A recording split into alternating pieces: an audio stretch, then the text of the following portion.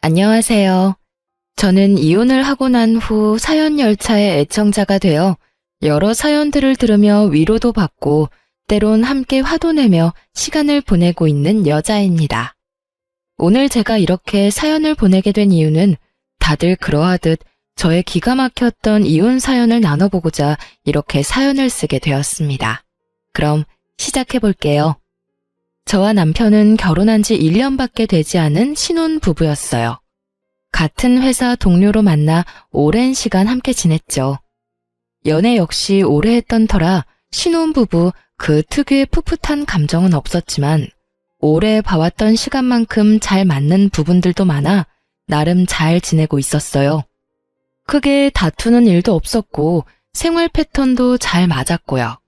거기에다 친정뿐 아니라 시댁 역시 다른 지역에 있어서 저희 두 사람만 잘 지내면 다른 이유로 싸울 일은 전혀 없을 거라 생각했죠. 하지만 이런 제 예상을 남편은 보기 좋게 짓밟아 놓더군요. 평화롭게 남편과 하루하루를 보내던 어느 날, 남편이 무언가 숨기고 있다는 느낌이 점점 강하게 들기 시작하더군요. 왜 남자들 그런 행동 있잖아요. 과하게 제 눈치를 살핀다는 느낌이 들며 어딘가 모르게 뚝딱거리는 멍청이처럼 행동하는 거요. 전 그런 남편을 지켜보다 답답해서 터놓고 물어보았죠. 여보, 무슨 일 있지? 아니, 아무 일 없는데 왜? 당신 요즘 수상해? 계속 내 눈치 살피고 행동도 어색하고. 하여튼 이상한 게 한두 가지가 아니라고. 그러지 말고 숨기고 있는 거 있으면 빨리 말해. 내가? 아닌데, 나 진짜 숨기고 그런 거 없어. 남편은 한사코 아니라며 손사래를 쳤지만 남편의 행동은 계속해서 더욱 수상해졌어요. 갑자기 전화를 화장실이나 제가 없는 곳에서 받는다거나 회사에선 점심을 함께 밥을 먹곤 했는데 이야기도 없이 점심시간에 사라져 한참 뒤에나 나타난다거나 등등 수상한 점이 한둘이 아니었어요. 남편의 그런 행동은 저와 인내심을 바닥치게 했고 결국 남편을 다시 추궁하기 시작했죠. 여보, 거짓말할 생각하지 말고 바른 대로 말해. 무슨 일이야? 무슨 일이길래 요즘 그렇게 수상하냐고. 제 말엔 짜증과 의심이 가득했고 남편은 더는 숨길 수 없다는 생각이 들었는지 머뭇거리더니 그간 무슨 일이 일어났는지 말하기 시작하더군요. 그게 사실은 우리 형 이혼하게 됐다네. 그것 때문에 이런저런 이야기 나누느라 정신이 없었어. 뭐? 이혼? 이렇게 갑자기? 요즘 계속 다툼이 잦다는 이야기는 듣긴 했는데 결국 이혼하기로 했다나 봐. 악이 없을 때 그냥 정리하기로 합의했다네. 아, 그래. 그런데 그걸 왜 숨겨? 나만 괜히 이상한 오해했잖아. 아무리 요즘 이혼에 관대하다고 한들 사실 이혼이 좋은 일도 아니고 당신한테 이야기 꺼내는 게 좀 조심스럽기도 하고 망설여지기도 했어. 마냥 숨길 수 있는 일이 아니긴 하지만 알 때 알더라도 굳이 내 입으로 알리고 싶지 않아서 아무 말 안 했던 건데 당신이 이상한 오해할 거라곤 생각도 못했어. 미안해. 괜히 혼자 이상한 상상하게 해서. 아, 그래. 당신 말 들어보니까 이해가 안 되는 건 아니네. 당신도 마음고생 많았겠어. 그래서 아주버님은 괜찮으셔? 점점 괜찮아지고 있는 것 같아. 다시 한번 미안해, 여보. 남편은 진심으로 저에게 미안하다며 사과를 해왔고 저는 괜찮다며 그 상황을 넘겼어요. 하지만 모든 사실을 털어놓은 남편의 얼굴은 여전히 어두웠고 전 단순히 혈육이 가슴 아픈 일을 겪어 저런가 보다 했어요. 다른 사람도 아닌 형이 이혼을 했다고 하니 동생 된 입장에서 많이 속상한가 보다 했는데 그게 아니더군요. 남편의 표정이 그런 데는 다른 이유가 있었고 그 이유는 시숙이 이혼 사실을 알리고 난 후 얼마 뒤부터 서서히 알게 되었어요. 시작은 시숙의 갑작스러운 등장이었습니다. 어느 날은 퇴근하고 집으로 돌아가 있는데 남편과 함께 시숙이 집에 있더라고요. 아무런 이야기도 못 들었던 터라 저는 당황할 수밖에 없었죠. 남편을 얼른 방으로 데리고 와 이게 어떻게 된 일인지 물었어요. 어떻게 된 거야? 아주버님이 왜 여기에 있어? 그게 형이 이혼하면서 회사를 옮겼다나 봐. 마침 회사가 이 근처라서 잠시만 신세 좀 지자고 하네. 뭐? 그걸 왜 이제 말해? 그런 중요한 일은 나하고 상의 정도는 했어야지. 어떻게 이런 문제를 당신 혼자 결정할 수가 있는 거야? 그것도 다른 문제도 아니고 한 집에서 생활하는 문제를. 내가 불편할 거란 생각은 안 하는 거야? 내가 오라고 한 거 아니야. 형이 신세 좀 지자고 했었는데 난 확답 준 게 없었단 말이야. 그냥 생각 좀 해본다고만 했지. 기회 봐서 당신한테 물어보려고 했었는데 형이 저러고 와버렸지 뭐야? 아, 정말 미치겠어. 물어보나 마나 당연히 안 되는 거잖아. 내가 어떻게 아주버님이랑 한 집에서 살아. 진작에 당신이 안 된다고 했어야지. 아, 나도 미치겠다고. 기회 봐서 안 된다고 하려고 했는데 저렇게 밀고 들어온 걸 어떻게 해. 다시 나가라고 할 수도 없고 말이야. 정말 미칠 지경이더라고요. 덜컥 짐부터 싸서 들어온 시숙과 벌써부터 시숙한테 잡혀 제대로 말도 못하는 남편.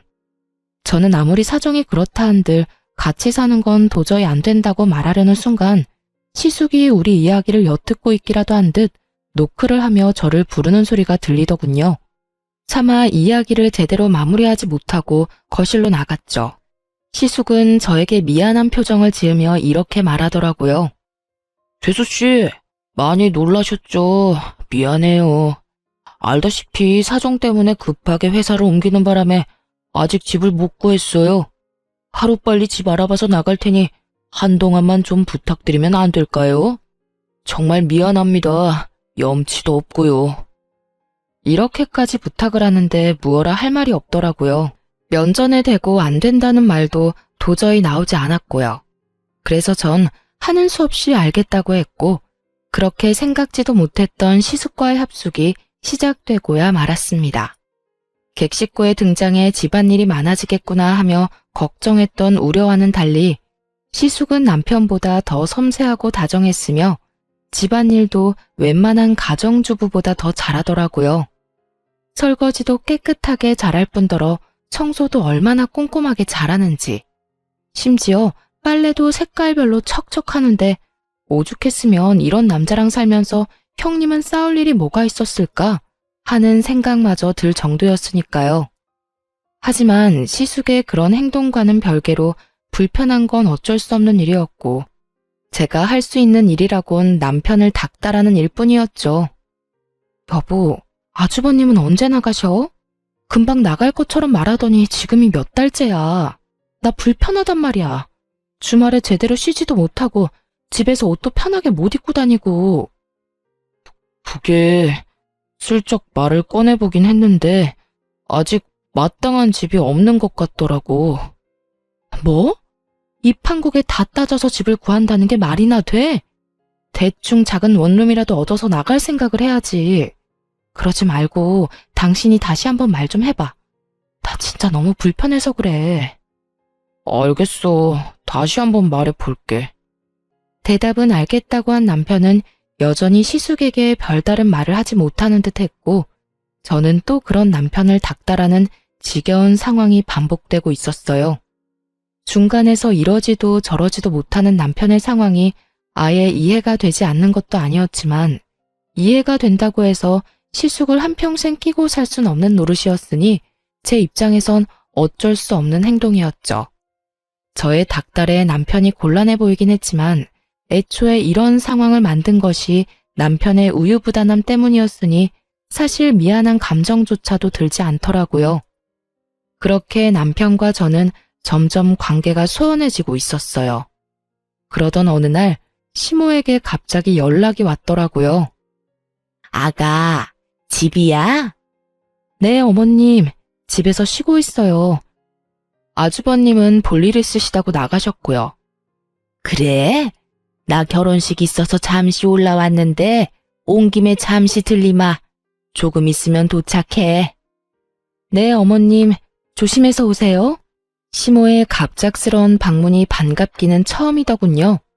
그도 그럴 것이 제가 이때껏 본 시모는 꽤 합리적인 사람이었기에 이 불편하고 말도 안 되는 상황을 정리해 줄 수도 있겠다는 일말의 기대가 있었기 때문이었죠. 하지만 그런 제 기대는 시모의 등장과 함께 산산조각이 나고 말았습니다. 집으로 들어선 시모는 저에게 따뜻한 눈빛을 보내며 제 손을 꼭 부여잡고선 이렇게 말하더군요.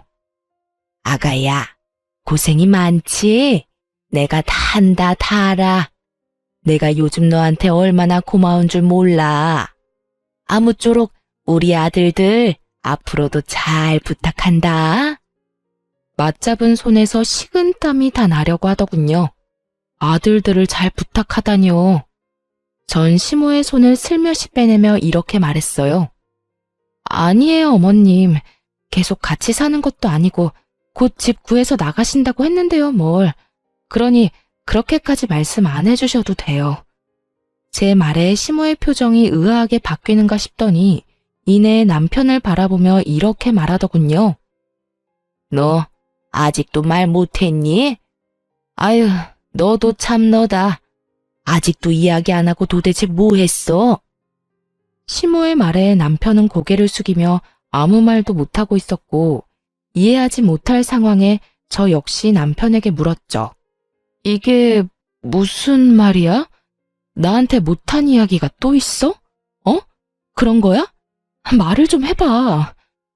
저는 불안한 예감에 남편을 닥달하기 시작했고 저의 닥달에 여전히 말이 없는 남편을 대신해 시모가 답을 주더군요. 에휴, 내가 이야기하마. 다름이 아니라 네 시숙 한동안 여기서 좀 더 살아야 할 것 같아. 네? 얼마나요? 아주버님은 곧 나가실 거라고 했는데요. 그게 요즘 네 시숙 선보고 다니고 있어. 마음 맞는 사람만 나타나면 바로 결혼 진행할 거니까 그때까지만 좀 같이 살거라. 남는 방에 그냥 좀 같이 사는 건데 괜찮지? 이건 또 무슨 개떡 같은 소리인가 싶더군요. 이혼한 지 얼마나 됐다고 다시 결혼 생각을 하는 것도 어이가 없었지만 언제 할지도 모르는 결혼을 기다리는 동안 우리 집에서 생활하겠다는 결심을 했다는 것도 어이가 없더라고요. 그것도 집주인인 저에게 한마디 상의도 하지 않고서 말이에요. 저는 그 순간 어이가 없음과 동시에 화가 치솟아오르며 이 모든 것을 확실하게 못 박을 필요가 있다고 생각되더군요. 저기 어머님, 그건 좀 곤란할 것 같아요. 뭐? 지금 곤란하다고 했니? 네, 사실 지금까지 같이 지내는 것도 저 좀 많이 불편해요. 주말에는 편하게 집에서 쉬고 싶은데 아주버님 계시니까 편히 쉬지도 못해요. 차림도 매번 신경 써야 해서 불편하기도 하고요. 애초에 길어도 한 달이겠거니 했는데 아무튼 전 좀 힘들 것 같네요. 너 혹시 생활비 때문에 그러니? 그런 거라면 걱정하지 마라. 내가 다달이 생활비 보내주마. 아니요, 어머님. 돈 때문이 아니라 말 그대로 불편해서 싫어요. 그리고 언제 세장가 드실지도 모르는데 어떻게 같이 산다고 할 수 있겠어요? 아무튼 여러모로 힘들 것 같네요. 죄송해요. 저는 단호하게 저의 뜻을 전했고 그런 저의 태도에 시모는 섭섭한 기색을 내비치긴 했지만 어떻게 해서든 저를 설득하려 애써 화를 억누르며 말하더라고요. 예, 그러지 말고 다시 생각해봐. 괜히 나가서 돈 낭비할 바엔 여기서 같이 지내면 돈도 아끼고 가족끼리 붙어 살면서 가족 정도 들고 얼마나 좋니? 죄송해요, 어머님. 아무리 그러셔도 전 힘들 것 같아요. 시모가 친절하게 설득하든 간절하게 설득하든지 간에 저는 뜻을 굽히지 않았고 점점 시모의 얼굴이 일그러지던 그 순간이었어요. 현관문이 열리며 외출해서 돌아온 시숙이 집으로 들어왔고 심상치 않은 분위기에 빠르게 상황을 살피더니 시모에게 핀잔을 주기 시작하더군요. 어머니, 또 그런 말도 안 되는 소리 하셨어요. 저 손 안 본다니까요. 재수씨, 저 여기서 계속 지낼 생각 없으니까 어머님 말씀은 잊어주세요. 오늘도 집 보고 왔는데 꽤 괜찮은 것 같아서 한 번만 더 보고 계약하려고 해요. 시숙은 듣지 않아도 무슨 상황인 줄 알겠다는 듯 다급히 저를 안심시키기 시작했고 그런 시숙의 말을 들은 시모는 언짢은 기색을 숨지 않고 저를 나무라더군요. 너 하나만 이해하면 되는 일인데 그걸 못 참니? 이게 뭐니? 괜히 아까운 돈만 낭비하게 생겼잖니? 가족끼리 좀 같이 사는 게 뭐가 불편하다고 저 유난인 건지? 정말 시모의 말을 듣고 있는데 하고 싶은 말들이 목젖을 마구 때리고 있었지만 꾹 참았습니다. 이미 시숙은 조만간 나가겠다는 말을 뱉어냈고 제가 여기에서 입을 더 열어봤자 시모하고 싸우기밖에 더 하겠냐는 생각에서였죠. 그런 저의 의중을 읽은 남편은 황급히 시모를 배웅하고 나섰고 시숙은 시모를 끌고 가다시피 데리고 나가며 터미널로 모셔다 드리겠다고 하더군요. 이런 남자들의 행동을 보니 그 어이없는 제안은 그저 시모 혼자만의 계획이었구나 싶긴 했지만 남편에게 화가 나는 것은 어쩔 수 없더라고요.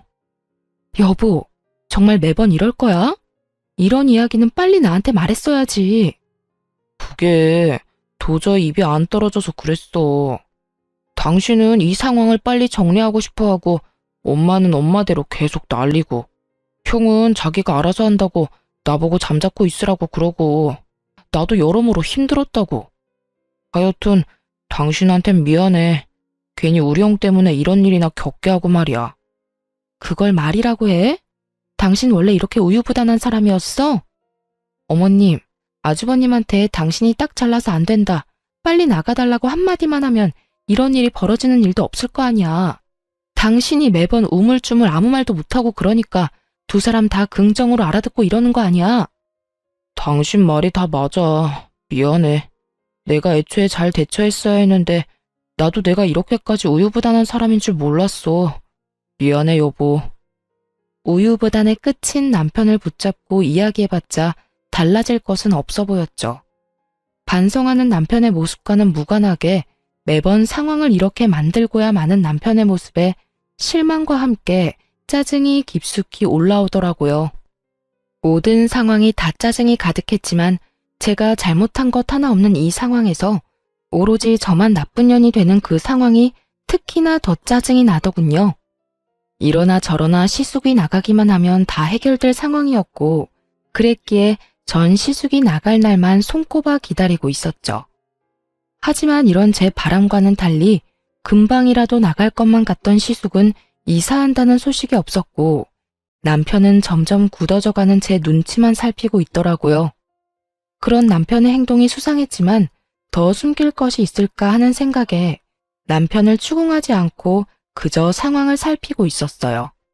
그렇게 남편을 주시하고 있던 어느 날 격리부에 있는 동료 친구가 다가와 걱정스러운 표정으로 말을 걸더라고요. 혜선아, 집에 무슨 일 있어? 응? 일? 무슨 일? 왜? 나 무슨 일 있대? 아니, 네 남편. 이번에 퇴직금 정산해서 받아갔어. 대출도 알아보고 있는 것 같던데 도대체 무슨 일이길래 그 큰돈이 필요한가 싶어서. 이건 또 무슨 일인가 싶더군요.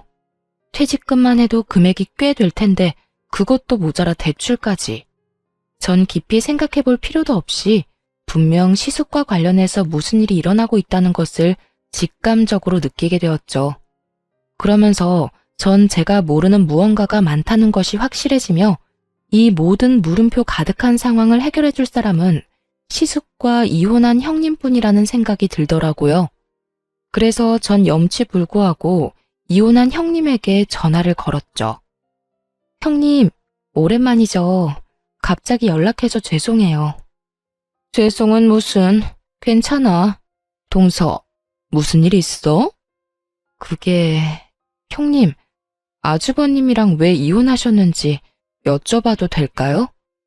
저의 돌직구적인 물음에 형님은 한참 망설이는가 싶더니 무거운 입을 떼더군요. 그 인간 바람 피우고 있었어.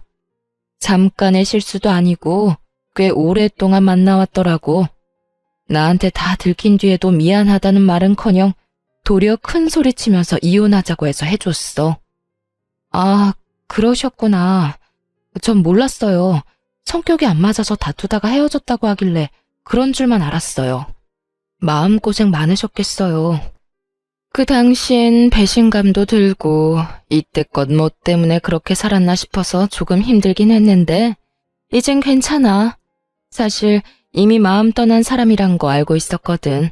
그런 사람 붙잡고 외롭게 살던 때보단 그냥 혼자 사는 지금이 덜 외롭고 행복해. 아, 네. 그렇다면 다행이긴 한데 하여튼 이런 거 물어봐서 죄송해요. 아니야, 그건 그렇고 요즘 그 인간 동서한테 신세 지고 있다는 소식 들었어. 내가 이런 말 해야 하나 말아야 하나 고민 많이 했는데 동서, 그 인간 돈 없어. 상간녀 위자료랑 자기 위자료 다 그 인간이 내서 아마 지금 빚잔치 중일 거야. 그러니까 얼른 내쫓아버려. 그렇지 않으면 그 인간 쭉 늘어붙을 수도 있어. 어쩐지 역시 형님께 죄송하지만 여쭤보길 잘한 것 같네요. 이제서야 하나둘씩 퍼즐이 맞춰지는 기분이에요. 그렇다면 다행이고. 그리고 자세히는 말 못하지만 서방님도 잘 살펴봐. 나처럼 뒤통수 맞지 말고. 저희 남편이요? 그 사람이 왜요? 혹시 그 사람도 이상한 짓 하고 돌아다니나요? 뭐 아시는 게 있으신 거예요? 내가 말하기는 뭐하고 동서가 잘 지켜봐. 나도 확실하진 않아서 정확하게 뭐라고 말하기는 좀 그래서 그래. 하여튼 내 꼴 나기 싫으면 동서가 스스로 나서서 조사하는 수밖에 없어. 그럼 끊어. 형님과의 통화가 끝난 후 생각이 많아질 수밖에 없더라고요. 일단 시숙은 돈이 없어 우리 집에서 지내고 있었던 것이었고 남편이 큰 돈이 필요했던 이유는 시숙 때문에 맞더군요. 한 푼 없는 시숙이 우리 집에서 나가야 하는 상황이 되니 남편이 돈을 마련해주고 있었던 것이었죠. 그렇게 다른 수상한 점은 밝혀졌는데 아무리 생각해도 마지막 말이 이상하더라고요. 남편을 잘 지켜보라니. 누가 들어도 수상한 말이잖아요.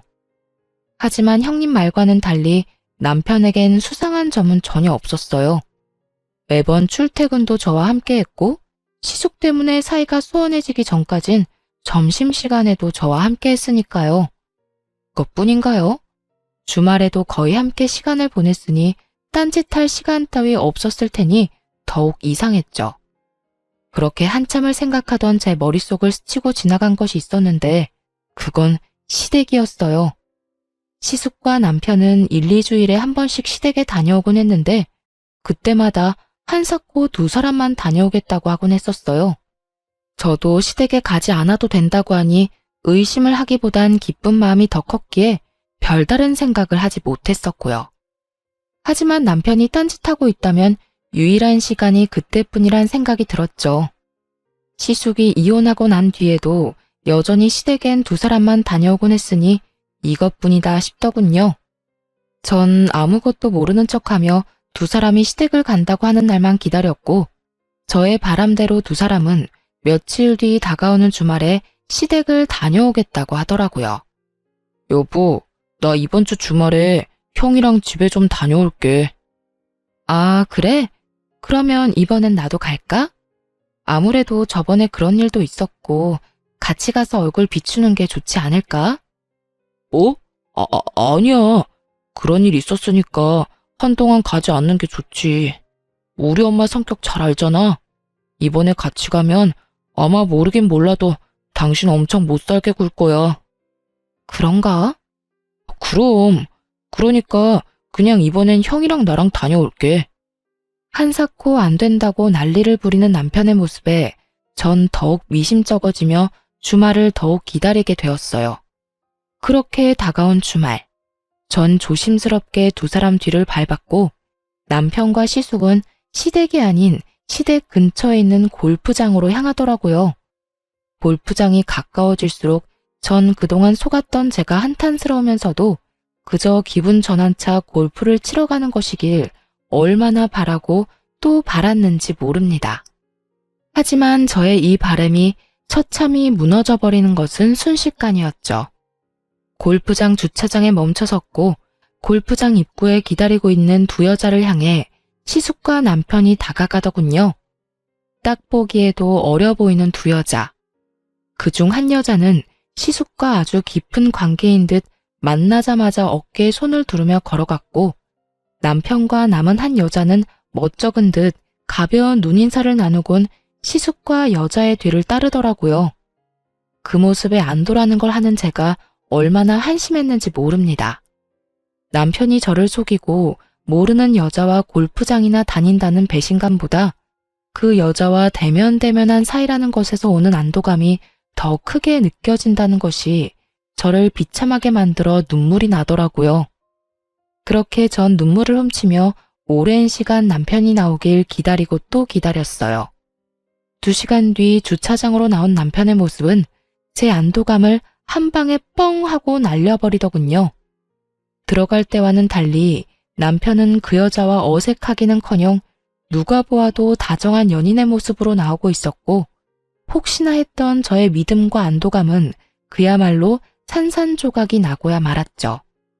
다른 건 몰라도 이혼만큼은 제 인생에 없을 거라고 생각했는데, 살짝 열린 창문 틈으로 들리는 남편과 그 어린 여자의 대화 소리는 저를 무너지게 만들었습니다. 자기야, 이제 어디 갈 거야? 어디 가긴 좋은 데 가야지. 밥부터 좀 먹을까? 뭐 먹고 싶은 거 있어? 먹고 싶은 거보단 갖고 싶은 건 많은데. 그러면 쇼핑부터 하고 밥 먹으러 가자. 정말? 쇼핑도 시켜주는 거야? 자기 진짜 최고다. 이 정도야 뭐. 대신 또 만나자고 연락하거나 내가 연락하지 않았는데 먼저 연락하면 안 돼? 알겠지? 알겠어. 그런데 자기 결혼 안 한 거 맞지? 애인도 없다고 했고. 그러면 그냥 나랑 쭉 만나면 안 돼? 난 자기 정도면 좋은데. 난 결혼 생각도 없고 한 여자한테 얽매여서 살고 싶지도 않아. 자, 얼른 가자. 나 슬슬 배고파지려고 해. 얼른 살 거 사고 밥 먹자. 알겠어. 가자. 남편은 얼굴색 하나 바뀌지 않고 미혼인 척하고 있더군요. 그간 천연덕스럽게 저를 속이며 기만한 것도 모자라 외간 여자들한테 돈을 써대며 이런 더러운 짓을 벌이고 돌아다닌 현장을 제 두 눈으로 목격하니 이혼 말고는 답이 없다는 생각이 들더군요.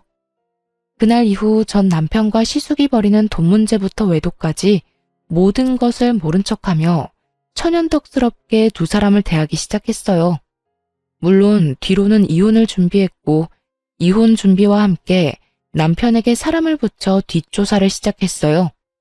한 여자와 깊은 관계를 맺고 있는 시숙과는 달리 남편은 그날 다른 여자들과 하루뿐인 만남을 즐기고 있더라고요. 그 여자들은 주로 캐디들이었는데 어리고 예쁜 캐디들만 골라 따로 연락처를 받아두었다가 골프장을 가는 날이면 일을 하루 쉬고 남편과 시간을 보내며 돈을 받았던 것이었어요. 이르자면 하루 개인 캐디인데 이것도 저것도 다 해주는 알바였던 것이죠. 이혼을 준비하는 그 몇 달 동안에도 남편을 스쳐간 여자는 한둘이 아니었고 사진 속 여자들이 다 다르다는 사실이 저를 더욱 경악스럽게 만들었죠. 한 여자에게 푹 빠져 헤어나오지 못하는 상황이 아니라는 것을 다행이라고 해야 할지 헷갈릴 지경이었으니까요. 어찌되었든 외도의 증거들은 확실했고 시숙 역시 남편이 무사히 대출을 다 받아주었는지 어느 날 저에게 감사의 인사를 전하며 이렇게 말하더라고요. 재수씨, 그동안 감사했어요. 저 그저께 집 계약했어요. 아, 그러세요? 집은 마음에 드세요? 예, 회사랑도 더 가깝기도 하고 무엇보다 이제 재수씨한테 피해 안 드려도 돼서 그게 마음이 편하네요. 그동안 말씀은 못 드렸지만 참 죄송했거든요. 아, 네. 어찌되었든 무사히 이사해서 다행이네요. 예, 다시 한번 재수씨 감사해요. 어찌나 예의도 바르게 감사를 전하던지 소름이 닿기치더라고요. 앞에선 저렇게나 예의 바르고 인성 바른 척을 하고 뒤에선 제 남편과 함께 아무 여자나 만나고 돌아다녔으니 말이에요. 하여튼 전 시숙이 이사 나가는 날을 이혼 통보의 디데이로 결정했고 대망의 그날 짐가방을 챙긴 시숙은 사람 좋은 얼굴로 다시 한번 감사의 인사를 건네더군요. 재수씨, 그동안 감사했습니다. 전 이만 가볼게요. 전 시숙이 인사를 건네는 순간 새벽에 미리 싸놨던 남편의 짐가방을 꺼내와 남편에게 건네며 이렇게 말했어요. 당신도 같이 나가. 이거 당신 짐이야. 제 말엔 남편과 시숙은 놀란 토끼 눈을 하고 저를 바라보더라고요. 전 그런 남편에게 다시 한번 짐가방을 밀어줬고 남편은 도저히 그 상황이 이해가 되지 않는 건지 저에게 상황을 물어오더군요. 그게 무슨 말이야? 나도 나가라니. 이 짐가방은 또 뭐야? 말 그대로야. 당신도 지금 당장 이 집에서 나가줘. 난 이제 당신같이 더러운 인간이랑은 한순간도 같이 못 살아. 사이 좋은 형제답게 지금 이 길로 당신 형 따라가. 더럽다니. 내가 무슨 짓을 했다고 그렇게 심한 말을 해? 당신 어디 아파? 아니, 꿈이라도 꿨어? 갑자기 왜 이러냐고. 도무지 상황 파악을 하지 못하는 남편과 눈치만 살피고 있는 시숙. 저는 두 사람에게 그간 모아뒀던 사진 중 일부를 남편과 시숙에게 보여주었죠. 증거들을 본 두 사람은 얼굴이 사색이 되어가고 있었고 전 그런 두 사람에게 이렇게 말했어요. 내가 도대체 어디까지 알고 있는지 궁금하지? 나 당신이 생각하는 것보다 훨씬 더 많아. 당신 퇴직금도 미리 정산받고 대출도 받았지? 아마 그 돈으로 당신 형 집 구해줬을 테고. 그걸 어떻게... 여보, 내 말 좀 들어봐. 그런 게 아니라... 또 거짓말 하려고 그래? 내가 무슨 바본 줄 알아? 아, 됐다 됐어. 어찌되었든 난 당신이랑 같이 못 사니까 이혼하고 집 정리될 때까진 당신이 그렇게나 사랑하는 형 집에 가서 살아. 내가 여기서 지낼 거니까. 저의 통보에 남편은 그제야 큰일이다 싶었는지 무릎까지 꿇고 빌기 시작했고 시숙은 남편이란 짐을 떠안기 싫었는지 급하게 짐가방을 챙겨 도망치듯 집을 빠져나가 버리더군요. 그런 시숙의 모습에 남편은 당황한 듯 잠깐 멈칫했지만 여전히 저의 바지가랑이를 붙잡고 애원하기 시작했어요. 여보, 제발 이러지 마. 나 한 번만 용서해줘. 나 당신 정말 많이 사랑하는 거 알잖아. 나 당신 말 잘 듣고 이제껏 잘했잖아. 말 잘 듣고 잘하는 사람이 한다는 짓이 이 여자 저 여자 찝쩍거리고 다니는 짓거리인 것인지 참 기가 다 막히더군요. 저는 저를 붙잡고 있는 남편의 손을 뿌리치며 소리를 꽥 질러버렸습니다. 이거나 이렇게 붙잡고 매달려도 달라지는 건 아무것도 없으니까 얼른 네 형이나 따라가라고. 저의 단호한 태도에 남편은 저를 더욱 강하게 붙잡으며 말도 안 되는 말을 짓거리기 시작하더군요. 여보, 나 한 사람이랑 깊게 만난 적도 없고 그건 그래 실수. 한 번의 실수라고 하는 거야. 그랬겠지. 한 여자한테 얽매이는 삶은 살고 싶지 않았을 테니까. 참 대단하다. 바람 피운 것도 어이없는데 뭐? 결혼도 한 적이 없어? 여자친구도 없어? 어떻게 그렇게 얼굴색 하나 안 변하고 천연덕스럽게 거짓말을 해? 당신 진짜 모습이 뭐야? 도대체 어떤 게 당신 진짜 모습이냐고. 당신이 나한테 얼마나 많이 실망했는지 나 다 알아. 그런데 여보, 나 믿어줘. 나 진짜 딱 한 번만 만나고 끝이었어. 2번 만난 여자는 단 한 번도 없었어. 그냥 그저 조금 즐긴 것뿐이지 감정을 준다거나 한 적은 절대로 없었어. 내가 사랑하는 사람은 당신 한 사람뿐이고 나한테 여자는 당신뿐이야. 정말 이것만은 맹세할 수 있어. 이 무슨 궤변인지 모르겠더군요. 하루뿐이면 바람이 아닌 것이 되나요? 한 번뿐이면 잘못이 아닌 일이 되는 건가요? 전 끝까지 정신 차리지 못하는 남편에게 확인 사살을 시켜줬어요. 야, 한 번이든 하루든 외도는 외도고 바람은 바람이야. 그리고 네가 나 몰래 그 큰 돈을 대출까지 받아서 네 형 준 것만 해도 이혼 사유는 차고도 넘치는 거 몰라? 그 돈 때문에 이러는 거면 걱정하지 마. 그 돈 형이 형편 되는 대로 다 갚아준다고 했어. 당신이 이번 한 번만 덮고 지나가주면 내가 어떻게 해서든 돈도 다 받아오고 당신한테 지금보다 더 잘할게. 그리고 꼭 당신이 하라는 대로, 당신이 원하는 대로 하면서 살게. 돈? 걱정? 내가 미쳤니? 네 명의로 네가 대출받아서 네 형 준 건데 내가 왜 그런 걱정을 해? 당신 같은 인간 용서할 생각 추호도 없고 이후는 무슨 일이 있어도 할 거니까 너는 네 살 길이나 걱정하라고. 제 말에 남편은 닭똥 같은 눈물을 흘리며 제 발밑에 엎드려 애원을 하기 시작하더군요. 여보, 제발 이러지 마. 나 당신 없으면 안 되는 거 알잖아. 나 당신 없으면 못 살아. 난 네가 없어야 잘 사니까 당장 이 집에서 좀 꺼져. 나도 당신 같은 인간 쓰레기 없는 곳에서 깨끗한 공기로 숨 좀 제대로 쉬면서 살자. 내 말 안 들려? 당장 나가라고. 남편은 저의 폭언과 고함에도 아랑곳하지 않고 매달렸고 전 그런 남편을 안간 힘을 다해 뿌리치곤 집 밖으로 쫓아내버렸어요. 지난 몇 달간 묵은 채증이 확 다 내려가는 기분이더군요. 제가 그날까지 참고 또 참은 이유는 따로 있었어요. 제가 알아본 바론 시숙은 남편이 대출까지 받은 돈을 빌려 얻은 집에서 골프장에서 봤던 그 여자와 새 출발을 꿈꾸고 있었거든요.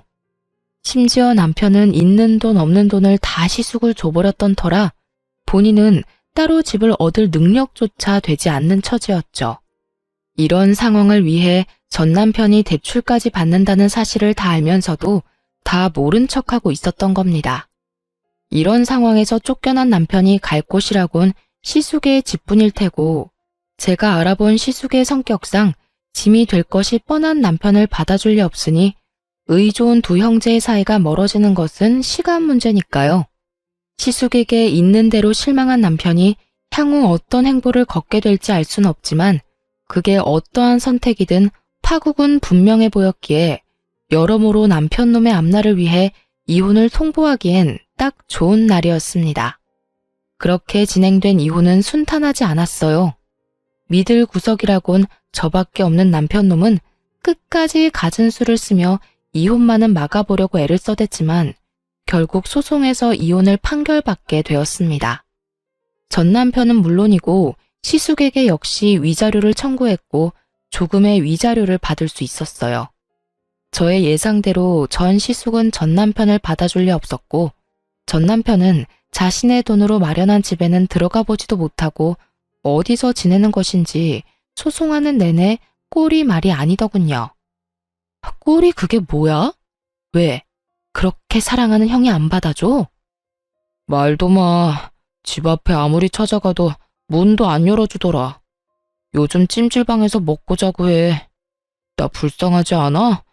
그러니까 지금이라도 나 좀 받아주면 안 될까? 불쌍? 웃기고 있네. 정신 좀 차려.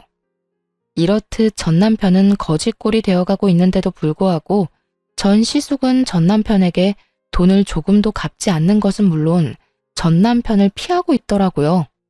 전 남편은 저와 소송을 하면서 자신의 형에게 소송을 준비하고 있는 듯 했어요. 외도까지 서로 도와주며 큰 돈까지 아까워하지 않고 턱턱 빌려주던 의 좋은 형제의 결말은 그야말로 파국과도 같았죠. 모든 것이 저의 뜻보다 더 통쾌한 방향으로 흘러가고 있더군요. 결국 이혼이 마무리될 때쯤엔 두 사람이 언성까지 높이며 멱살 잡고 싸우는 모습을 볼 수 있었어요. 야, 이 자식아. 이게 다 너 때문이잖아. 누가 돈 안 준대? 그까짓 돈 다 갚는다고 했잖아. 그까짓 돈? 그 돈이 얼만데 그까짓이래. 그리고 이때껏 단돈 10,000원도 준 적 없으면서 맨날 갚는다는 말만 하고 지금처럼 큰 소리 치고 싶으면 적어도 조금이라도 갚고서 큰 소리를 쳐. 아무리 그렇다고 해서 남의 집에서 찾아와서 그렇게까지 난동을 피우면 어떻게 해? 너 때문에 그 여자 도망갔잖아. 남의 집? 아, 참, 진짜 웃기네. 그게 왜 형 집이야? 그 집 엄연히 내 집 아니야? 그 집 마련할 때 나한테 돈 빌려서 마련한 거 다 잊었어? 그리고 그 여자가 도망간 게 왜 내 탓이야? 형이 모은 돈은커녕 빚밖에 없으니까 그 여자가 도망갔지.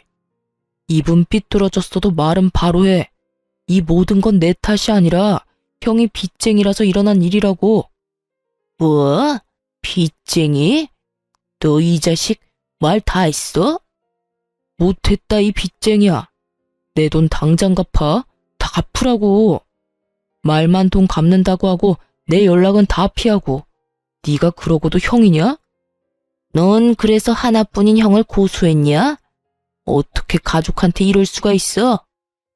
애초에 형이 나한테 그딴 식으로 안 굴었으면 나도 이렇게까진 안 했겠지. 돈은 둘째치고 형이 내 연락을 피하지만 않았더라도 나도 이렇게까진 하진 않았을 거라고. 언성을 높이던 전시숙은 이내 전 남편의 멱살을 잡았고 전 남편 역시 시숙의 멱살을 맞잡고 개싸움을 하기 시작하더군요. 빚쟁이가 된 형제의 싸움이 참 보기 아름답기까지 하더군요. 어찌나 누구 하나 제정신 박힌 것들이 없는 것인지 형제는 형제구나 싶었어요. 그렇게 이혼이 마무리되고 전 시숙의 소식은 들을 수 없었지만 전 남편은 회사가 같았던 터라 어쩔 수 없이 얼굴을 계속 봐야만 했었죠. 이미 끝난 사이이긴 하지만 한 회사에서 듣고 보고 지내려니 참 그것만큼 곤욕은 또 없더군요. 마주칠 때마다 불쌍한 표정으로 인사를 건네는 것으론 부족했는지 뻔뻔하게 부탁이라는 걸 하더라고요. 여보, 잘 지내? 여보는 무슨? 너랑 나랑 이혼한 거 잊었어? 누구한테 여보래? 그리고 눈 없어? 아주 잘 지내고 있는 거 안 보여? 너무 날카롭게 굴지 마. 나 요즘 힘들어. 네가 힘든 거랑 나랑 무슨 상관이라고 말을 걸어. 왜? 네가 힘들다고 불쌍한 척하면 내가 눈물이라도 흘리면서 위로라도 해줄 거라 생각했어? 그런 게 아니라 사실 나 당신한테 부탁이 있어. 이야, 진짜 뻔뻔하다. 이 와중에 나한테 부탁까지 한다고? 당신한테 정말 면목 없는데 나 맡고 있는 프로젝트 좀 도와주면 안 될까? 뭐? 당신도 알잖아. 지금 내가 맡은 일이 얼마나 중요한지. 이 일 처음에도 당신이 큰 틀 잡아줬었잖아. 그 덕에 진행도 잘 되고 있었고. 그런데 알다시피 내가 요즘 형 문제도 있고 당신 도움도 없으니까 일이 진행이 잘 안 돼. 그래서 지금 나한테 이혼한 전 남편이 부귀영화를 누릴 수 있게 이 일 좀 도와달라. 이거야? 부귀영화보다는 회사에 손해를 끼치면 안 되니까 그러니까 좀 도와달라는 거지. 다 회사를 위해서 말이야. 이 인간은 참 끝까지 뻔뻔하기 짝이 없다는 생각이 들더군요. 어떤 뇌구조를 가지고 살면 이런 상황에 일까지 도와달라는 말을 할 수가 있는 건지 참 대단하게도 파렴치한 인간이다 싶었어요. 전 그 인간 말종에게 딱 잘라 거절하며 쏘아 붙여주었죠. 회사 같은 소리 한다. 너 자신을 위해서겠지.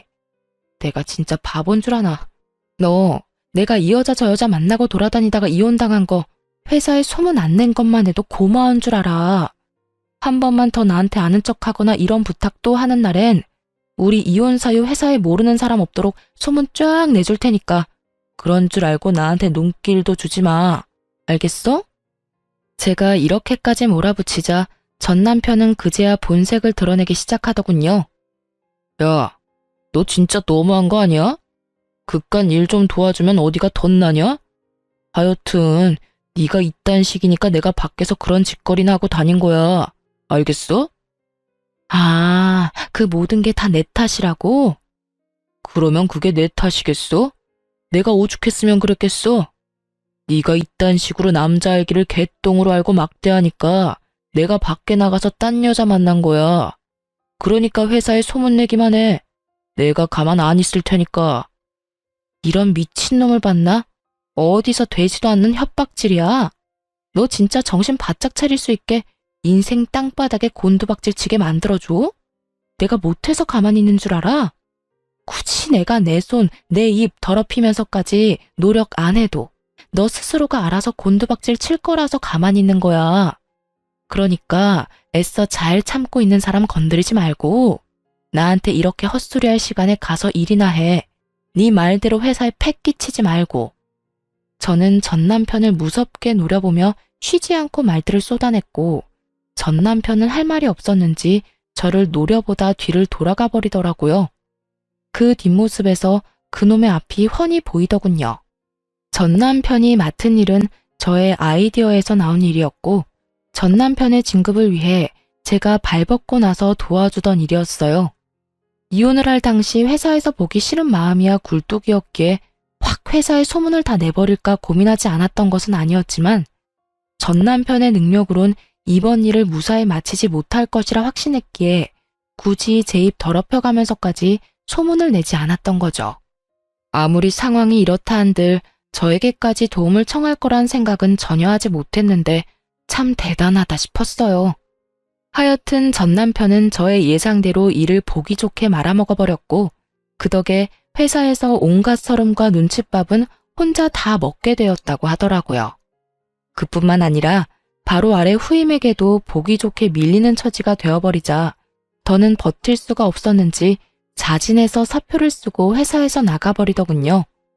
얼마나 고생을 했는지 마지막으로 본 전 남편의 몰골은 말도 못할 만큼 형편이 없었어요. 그리고 회사를 그만두고 난 후에도 시숙과 돈 문제가 말끔히 해결되지 않았는지 이리저리 신세를 지며 살고 있다는 이야기를 들을 수 있었어요. 그 후론 전 남편의 소식은 들을 수가 없었고 그렇게 지긋하던 그 인간과의 인연도 끝이 났습니다. 전 요즘 회사 측의 배려로 제주도에서 지내며 근무를 하고 있어요. 오랜 버킷리스트처럼 꿈꿔왔던 제주살이를 회사에서 마련해준 숙소에서 회사까지 온전히 다니며 살 수 있다니 요즘처럼 좋은 날들이 또 없을 거란 생각이 들곤 하네요. 사실 제주도에 발령받았을 때 기쁘기도 했지만 아는 사람이 전혀 없어 외롭거나 우울해지면 어떡하지? 하는 생각이 들기도 했어요. 하지만 지인들이 주말마다 놀러와주는 바람에 그런 기분을 느낄 새도 없이 즐거운 나날들을 보내고 있어요. 제가 남편 복은 없어도 친구 복은 있는 것 같지 않나요? 하여튼 요즘은요, 마음이 편하고 하루하루 지내는 삶도 즐거우니 일의 능률도 더 오르는 것 같고 삶의 질이 많이 향상된 기분입니다. 가끔 친구들이 오지 않는 주말엔 이리저리 산책로를 찾아다니는 것도 큰 힐링이 되고 있어요. 언젠가 다시 서울지사로 돌아가기 전까지 부지런히 좋은 곳을 다니며 지금까지 남은 상처받은 마음을 잘 치유해 보려고요.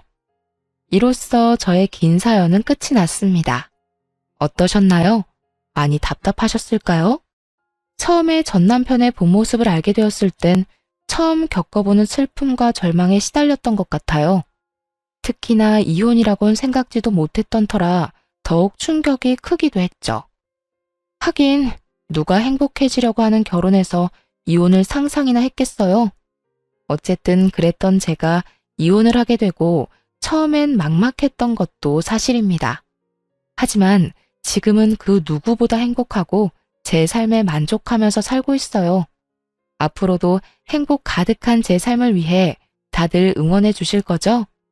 그럼 감사한 마음으로 저는 물러가 보겠습니다. 저의 긴 사연 들어주셔서 감사합니다. 행복하세요.